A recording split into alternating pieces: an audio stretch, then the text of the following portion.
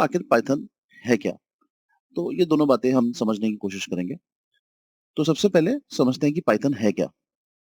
Python सबसे पहले जो क्रिएट किया गया था वो ग्यूडो वैन रसम ने क्रिएट किया था 1991 में। पाइथन एक ऑब्जेक्ट ओरिएंटेड प्रोग्रामिंग लैंग्वेज कही जाती है। अब प्रोसीजरल प्रोग्रामिंग और ऑब्जेक्ट ओरिएंटेड में छोटा सा फर्क ये है कि जब हम प्रोसीजरल प्रोग्रामिंग की बात करते हैं तो उसमें हम कंप्यूटर को इंस्ट्रक्शंस देते हैं और कंप्यूटर हमारी इंस्ट्रक्शंस को कैरी आउट करता है। लेकिन जब हम ऑब्जेक्ट ओरिएंटेड प्रोग्रामिंग लैंग्वेज की बात करते हैं तो इसका मतलब ये है कि ऑब्जेक्ट्स का इस्तेमाल किया जाता है। यानी कंप्यूटर प्रोग्राम्स जो है वो ऑब्जेक्ट्स का इस्तेमाल करते हैं एक दूसरे से बात करने के लिए, एक दूसरे को एप्लीकेशन चलाने के लिए और वर्कआउट करने के लिए। तो ये एक डिफरेंस होता है प्रोसीजरल प्रोग्रामिंग में और ऑब्जेक्ट ओरिएंटेड प्रोग्रामिंग में। तो इसका फायदा क्या है कि आपका जो कोड है वो रीयूज किया जा सकता है दूसरे प्रोग्रामर्स के जरिए या फिर दूसरे एप्लीकेशन के जरिए। तो ये कुछ खास फीचर्स हैं जो एक ऑब्जेक्ट ओरिएंटेड प्रोग्रामिंग लैंग्वेज के साथ रहते हैं। तो कोड रीयूजेबिलिटी, जैसे कि मैंने कहा कि कोड रीयूज किया जा सकता है, कोई दूसरा प्रोग्रामर या दूसरा एप्लीकेशन आराम से इस कोड को यूज कर सकती है। अगली चीज जो है वो है कि पाइथन एक ओपन सोर्स है, यानी फ्री है, मुफ्त है, इसे कोई भी यूज कर सकता है, इसके लिए आपको कोई भी रिन्यूअल फीस या रजिस्ट्रेशन फीस देने की जरूरत नहीं पड़ती। पाइथन एक इंटरप्रेटेड लैंग्वेज कही जाती है और इसी वजह से ये अदर लैंग्वेजेस जैसे सी से स्लो है। इसे कंपाइल नहीं करना पड़ता। यहाँ पे एक इंटरप्रेटर होता है, तो आपने सोर्स कोड दिया, फिर इंटरप्रेटर उसको इंटरप्रेट करेगा और आपको रिजल्ट प्रिंट करके देगा।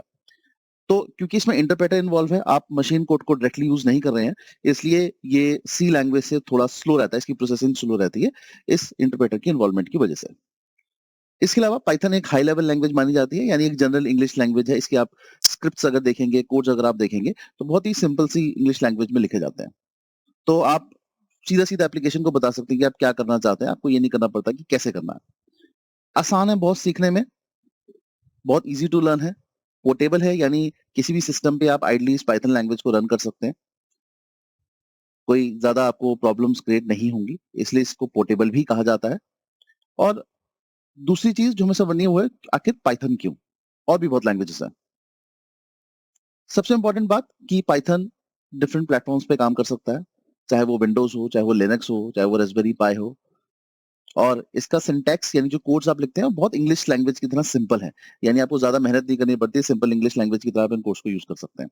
एक छोटी-सी लाइन, एक सिंपल लाइन आप लिखेंगे और उन कम लाइनों में आपका काम बहुत आसान से हो जाएगा। जैसे आप हेलो वर्ल्ड प्रिंट करना चाहते हैं, तो आप सिंपल प्रिंट हेलो वर्ल्ड लिखिए, और आपका कोड आसानी से प्रिंट हो जाएगा। तो ये खास बात है जब आप पाइथन लैंग्वेज के साथ काम करते हैं, कम से कम लाइनों में आपका कोड पूरा हो जाता है और आपका रिजल्ट प्रिंट हो जाता है। इसके अलावा हम एग्जीक्यूशन स्पीड की अगर बात करें, तो क्योंकि इसमें इंटरप्रेटर इन्वॉल्व है, तो मैंने पहले भी आपको समझाया कि सी के कंपैरिजन में इसकी प्रोसेसिंग स्पीड थोड़ी स्लो रहती है, बट अदरवाइज इट्स आपको ये डिफरेंस शायद खास पता नहीं चलेगा अगर आप पाइथन पे वर्क कर रहे हैं तो, क्योंकि इसके अपने बेनिफिट्स भी हैं। इससे इंटरप्रेटर इन्वॉल्व है, आपको मशीन को डायरेक्टली यूज नहीं करना पड़ता। देन पाइथन को आप प्रोसीजरल प्रोग्रामिंग की तरह भी यूज कर सकते हैं। जो मैंने आपको शुरू में कहा कि प्रोसीजरल प्रोग्रामिंग मतलब आप कंप्यूटर को कमांड देते हैं और एप्लीकेशन उस कमांड को सीधा-सीधा रन करती है। ऑब्जेक्ट्स का इन्वॉल्वमेंट उसमें नहीं होता, तो पाइथन को प्रोसीजरल वे की तरह भी वर्कआउट किया जा सकता है। तो आप चाहे इसे प्रोसीजरल वे की तरह वर्कआउट करें, चाहे ऑब्जेक्ट ओरिएंटेड वे की तरह करें, चाहे फंक्शनल वे की तरह करें, पाइथन तीनों तरीके से काम किया जा सकता है। फिर इसमें बहुत सी लाइब्रेरी होती हैं जो अलग-अलग कामों अलग-अलग पर्पस के लिए यूज की जा सकती हैं।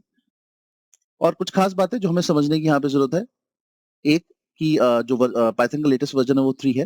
हालाँकि 2 और 3 में कोई ज़्यादा डिफरेंसेस नहीं है, बट बीइंग द लेटेस्ट ज़्यादा बेहतर यही है कि आप पाइथन 3 को यूज़ करें। मेनली सिक्योरिटी फीचर्स का डिफरेंस है और आज की डेट में सिक्योरिटी फीचर एक बहुत ही इम्पोर्टेंट पार्ट है, किसी भी प्रोग्राम को यूज़ करते हुए। आप क्या कर सकते हैं पाइथन से? आप बहुत कुछ कर सकते हैं, ये आपके सोचने के ऊपर है।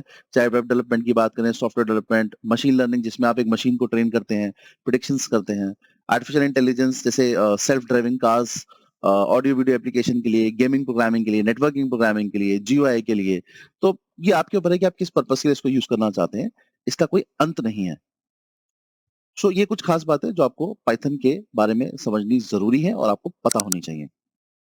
इवन स्पेशियल एनालिसिस के लिए भी, यानी स्पेस प्रोग्रामिंग में भी पाइथन का यूज बहुत अच्छे से किया जा सकता है। तो एक बार रिकैप करते हैं। हमने समझा कि पाइथन क्या है और क्यों पाइथन को इस्तेमाल किया जाना चाहिए। और नेक्स्ट क्लास में, नेक्स्ट सेशन में हम पाइथन आईडी यानी डेवलपमेंट एनवायरनमेंट्स के बारे में बात करेंगे।